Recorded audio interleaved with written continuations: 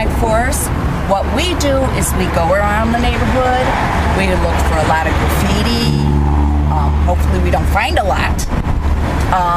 We look for things that need city services, garbage can lids missing, a lot of overgrown weeds, and we take down all this information. And then what we do with it is we turn it into the alderman's office. And then they will take care of it? They take care of it. Yes. Right. And how long does a patrol usually last? I would say about between 3 to 4 hours. We cover the area from Harlem to Central, from 59 to the tracks, and then to 65th. So we go up and down the alleys, and the Clearing Night Force has been in existence for, and I'm not sure if it's 16 or 17 years, but it was started by a group of neighbors. There was a shooting over by Hale Park, and 2 young girls had gotten killed.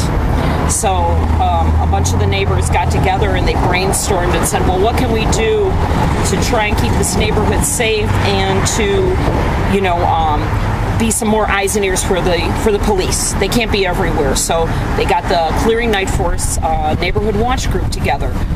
I joined in, maybe 2003. So, and Lynn joined about 4 years ago. 4 years, yeah. So you'll, so the sites basically you're looking for is graffiti and things like that. Yes. And we do watch out for the gang houses. Mm-hmm. There's some houses that there's drugs being dealt with, and we try to keep our eye open for those. In fact, we do want to pass one tonight. Yeah, there's a house that we were notified about today earlier at the awareness thing. And so, when we go to the CAPS meetings, the police inform us about what's going on there.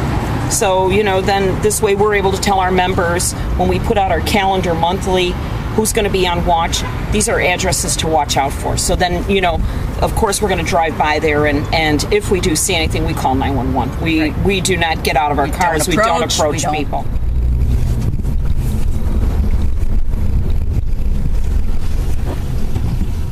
I noticed that you have a pen and paper, so... Well, in case we see anything, I'm going to, take down the address. If we see any graffiti or lights out, that's, it's too light out now to see if there's any street lights out or any alley lights. It's really how it became the Night Force, but we do have people that go out during the day, and we have some older members that don't want to drive at night anymore, and they go out during the daytime, and sometimes you can see a lot more, especially graffiti and all that during the day. Are you're both clearing homeowners? Yes. Okay. And I'm a lifer. I've been here since I was 5. And my husband and I, we moved into clearing in 1999. He actually joined before I did, and he's still a member. He was board president for a while, and I was board president for a while, and now Lynn is president. So, and how many times a month does the Clearing Night Force meet? Once. We have our meeting coexists with the CAPS meeting. Okay. And then we do have a board meeting also once a month.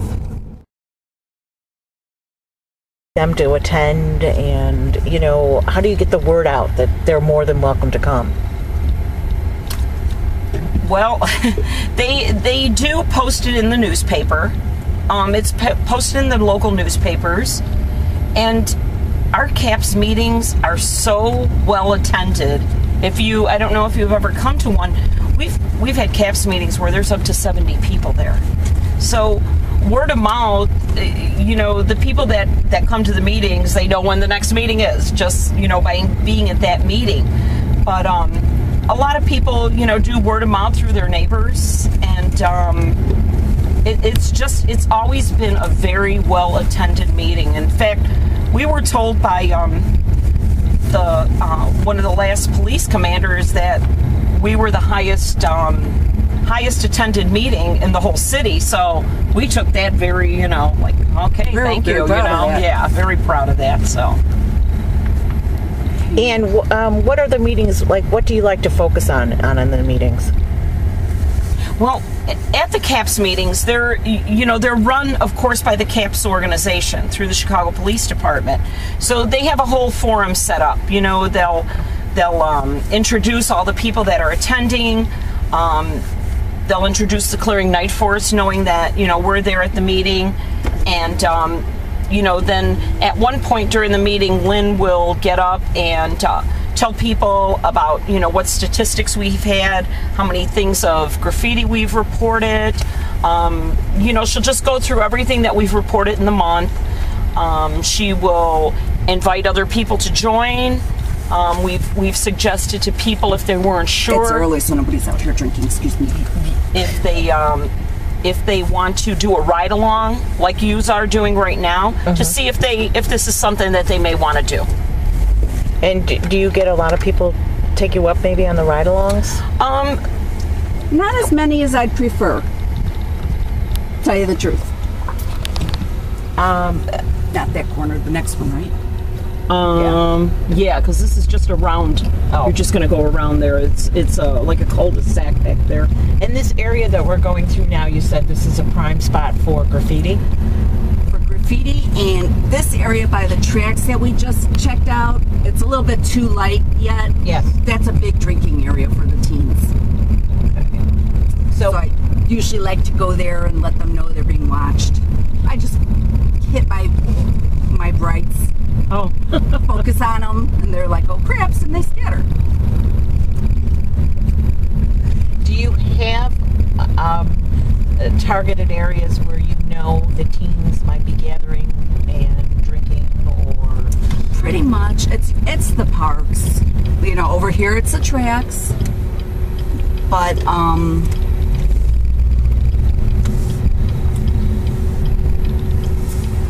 it's by Hale Park, it's by Minuteman Park. So when you do see kids and they're drinking, you just call the police. You just call the police. Okay. We do not approach. So you said that you've been on the Clearing Night Force, Lynn, for how long? About 4 years now. Okay. What made you join? I went to a CAPS meeting, and there was actually no reason. I just noticed a few changes in the neighborhood that I wasn't real pleased with. Nothing happened to us particularly. A lot of people joined because, somebody was mugged, kids got into a fight, house was robbed. I just noticed changes in the neighborhood, and I've lived here for 50 years, and I didn't like it. So I just wanted to see what was going on, and I wanted to see if there was anything just as little old me could do to help. And I heard Nancy speak at the first meeting, and it's like, So then I went to a second meeting, and my husband's like, yeah, go ahead. This is something you'd be interested in. So I got that little shove to go and say hello. At one time up here, there was no fence. Right. The Clearing Night Force was able to work with the Belt Railroad Company, and they actually put this fence up because, I shouldn't say there wasn't a fence there. There was a bad fence there. And still on the sidewalk. Yeah. Okay, so we are at 5947 South Oak Park, and for some reason somebody took some blue spray paint and did some graffiti on the sidewalk. And what we'll do like Monday is call or fax this over to the alderman's office and let them know if they can send the sandblasters over here and clean up the sidewalk. So, and as you can see, there's a lot of stuff over here by the tracks, which would indicate that, there are people that come over here. I see some beer cans over there. So, years ago, before Garfield Ridge had their Night Force group, these kids, if they would see us coming over here, they would, go over the other side of the tracks. And sometimes, if we were able to call 911 in enough time, the police would be waiting on the other side for them. So, in reality, it's not, trying to ruin anybody's good time, but just trying to keep these kids safe, from that kind of activity. If somebody wants to join, what's the best way to do that? To come to the CAPS meeting. All the board members have applications, and approach us. I always ask for, I'm always looking for volunteers to come and join. All they need to do is come up to us, and I have the applications there, fill them out, fill out an application, return it to me. We'll make arrangements with them. They go on a little probationary period. A couple little drive rounds with the board members first, and then once they fulfill that, then they can go out on their own. We always go out in pairs. We never ever send anybody out on their own by themselves. Do you think the people clearing are kind of getting used to you guys driving around? I think so. Oh yeah. I think so. Have you ever heard anything from people, like, a compliment or, about your driving around? Do they feel safer? Do they like the fact that someone cares enough to do this? Well, I don't really know that I've heard words. They have approached us and thanked us. Yeah. Well, I know, and Lynn is not my partner to go out with. I have another partner, and she has somebody else that she goes out with. But I know that in the past, say, like on a night like this, we're going up and down the alleys, and, people are like, hey, how you doing, And we'll tell them who we are. We'll show them that we have our, our badges and, of course, the signs in the car.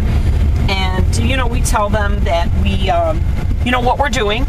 And we ask them if there's anything that they need to, let us know about. And sometimes they will. And, from that point, I'll hear, thanks a lot. Thanks for what you're doing. And we have gotten compliments from the aldermen. Oh, yeah.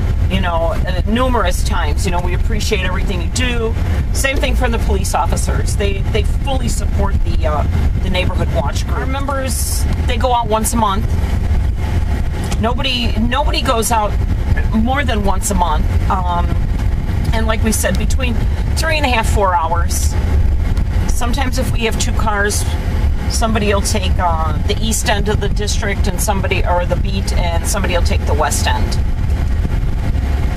And then of course, if it's if there's not a lot to report, we will, continue to ride around the parks just to make sure that everything is, everything's safe and sound. Because we have one beat car here, and we know that police officer or police officers can't be everywhere. What I want to do right now is I want to go past the memorial that they have to the two girls over here.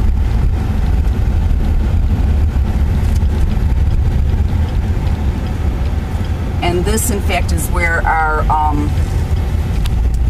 National Night Out drive around will start. Tell me a little bit about your National Night Out. Well, we kind of jumped in on the National Night Out, obviously. With us, it's more of a memorial to the girls that died here. Okay, and where's the memorial at? Right here in this corner. This is the memorial. And this is where our prayer vigil will start.